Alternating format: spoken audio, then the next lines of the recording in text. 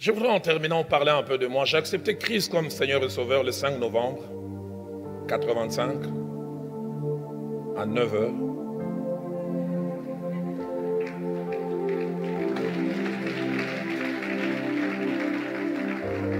Et j'ai évolué 6 mois dans une église jusqu'à ce que quelqu'un invite mon jeune frère à une réunion de la jeunesse à l'église Laborde où j'ai passé finalement 20 ans. Et le premier jour où j'arrive à cette église, à la fin de la réunion, une parole de connaissance associée d'une prophétie est faite. Il y a quelqu'un qui est venu ici pour la première fois. Dans quelques années, il assumera des grandes responsabilités dans cette église. On était plus de 200 jeunes. Vous savez, quand Dieu vous parle, même dans la multitude, vous savez que ça, c'est pour moi. Et je savais que c'était moi. 87, 88, j'étais un frère quiconque, lambda dans la masse. Un samedi, je viens à la réunion de la jeunesse. Le prédicateur qui était invité n'est pas venu. Et notre leader de l'époque, pasteur Veilly, il dit, y a-t-il quelqu'un qui a fait une méditation aujourd'hui et qui peut partager sa méditation? Je dis oui. Je lève la main, je partage ma méditation. Et puis il pose la question, comment ça vous appelez? Je dis les frères Dalo. Il avait semble-t-il tellement aimé ma méditation. À la fin de la réunion, il fait un communiqué. Les frères qui avaient partagé la méditation tout à l'heure, les frères Dola. Dola,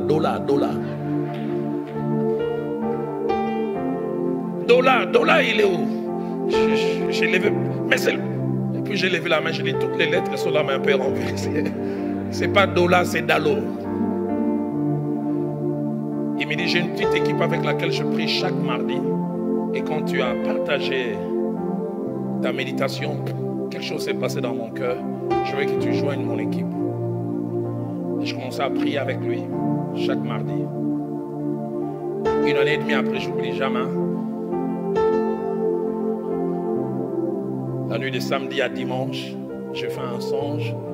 J'ai vu comme si j'étais dans une équipe de football où il y avait une vingtaine de joueurs. Et à la fin de l'entraînement, on choisissait les 11 titulaires qui allaient jouer les matchs le lendemain. Et j'ai fait au moins 5 à 6 entraînements. Et chaque fois à la fin, on ne me choisissait pas parmi les titulaires. De telle sorte qu'à la fin de l'entraînement, quand on choisissait, j'allais déjà m'échanger parce que je savais qu'il n'y avait rien à espérer. Et puis je vois notre équipe qui va jouer. Alors qu'on était en train de jouer, notre numéro 10 s'est cassé la jambe. Je ne faisais même pas partie des joueurs réservistes, j'étais sur les gradins. Et je vis l'entraîneur en désarroi, il dit, mais le seul numéro 10, le remplacement, c'est Dalo, mais on n'avait pas prévu. Et puis il se retourne vers les gradins, Dalo, il est où? Et je vois, on m'appelle, je vois comment je m'échange, et je commence à me réchauffer. Et je me suis réveillé. Dès l'instant où je me suis réveillé, l'Esprit de Dieu m'a dit, tu vas remplacer quelqu'un. Ton temps est arrivé, ta saison est arrivée. Dieu parle tantôt d'une manière, tantôt d'une autre, et on y prend point garde.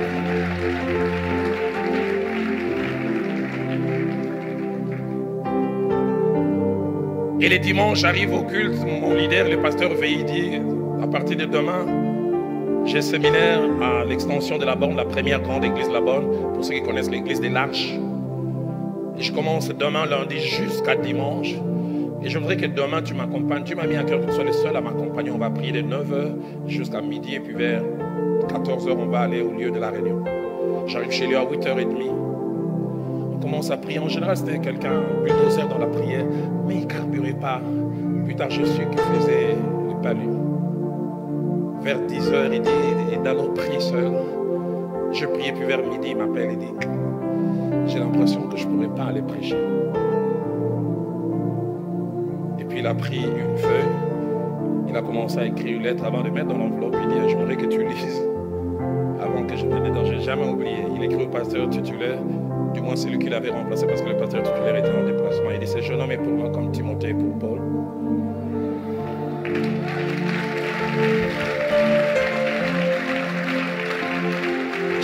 J'aurais voulu venir prêcher aujourd'hui, mais je ne peux pas. Et si vous croyez en moi, acceptez-le. Quand j'ai lu le courrier, j'ai dit non, je ne peux pas, je ne peux pas. Parce qu'avant ces jours, je n'avais jamais prêché devant une si grande foule. La plus grande foule, c'était 15 personnes. Et là, on m'a exposé dans une église de plus de 1500 personnes. Il m'a dit, mets-toi à genoux. Et quand je voulais hésiter, je me suis rappelé du songe. Oh, le numéro 10 était blessé.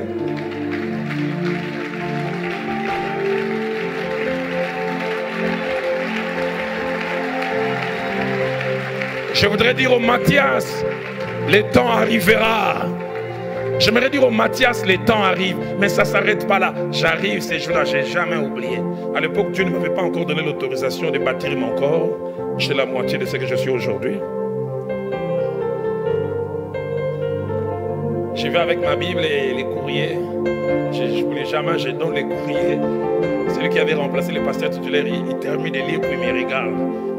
Il me parle en lingala. Je vais essayer de traduire ça en français, il est petit. Il ne m'appelle même pas homme de Dieu, frère petit. Toi, tu sauras prêcher, c'est toi. Toi.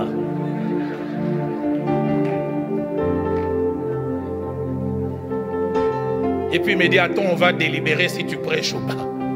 J'étais là à 5 mètres, ils étaient à 8 en train de délibérer. Je prie, j'ai dit, Seigneur, que ta volonté soit faite. Je n'ai jamais oublié quand il revient, il dit, on a décidé, tu prêches, mais aujourd'hui c'est nous. Il ajoute, on te donne 45 minutes. Il me dit, petit, si tu dépasses 1 minute, il m'a appelé tout le temps petit, petit. Si tu dépasses 1 minute, il dit, je viendrai moi-même te prendre. Il a dit ça en lingala. L'eau dans bon français, on dirait quoi? T'es déraciné. 1 minute. J'avais préparé un message sur le baptême du Saint-Esprit et ses effets. J'ai prêché 32-33 minutes. J'ai fait un service de 7 minutes à 8. L'Esprit de Dieu a agi glorieusement. Les gens étaient remplis. Je n'ai jamais oublié une femme qui avait une forme de goitre et ça a disparu. Et j'ai regardé 43. J'ai dit, hey!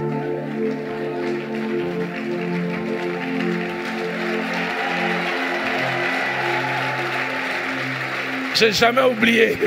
Mohamed, à 44, je vais lui donner le micro. Il dit, continue, continue, continue, continue.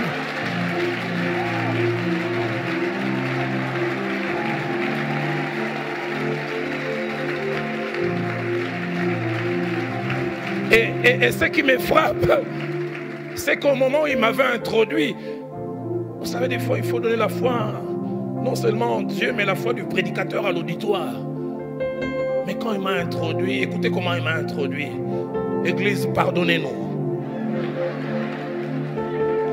Nous attendions que l'homme de Dieu vienne, mais il est malade et le petit va nous prêcher. Donc il y avait d'un côté un homme de Dieu et un petit. Quand il a vu Dieu se manifester, il m'a dit continue, j'ai continué encore 10 minutes, c'était encore glorieux. Et il reprend le micro, écoutez sa prière. Père, nous te rendons grâce pour l'homme de Dieu que tu nous as envoyé.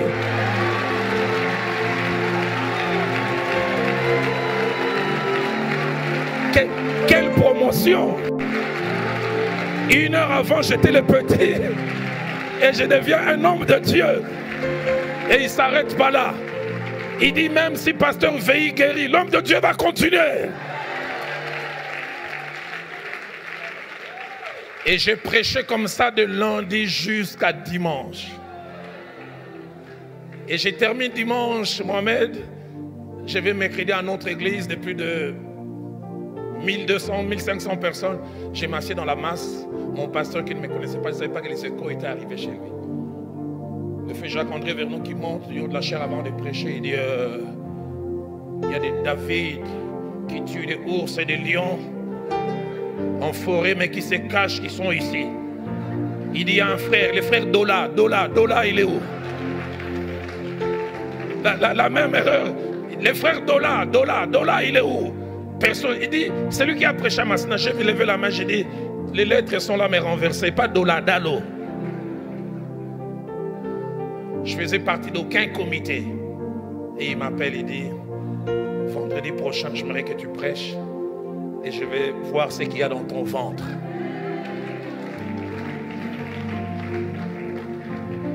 Et le vendredi, je viens, je prêche. Touché, il dit, prêche encore mercredi. 1 année après, je faisais partie du comité de l'équipe. Et 2 ans après, je devenais son pasteur assistant. Mathias, laisse Dieu conduire les choses à son rythme.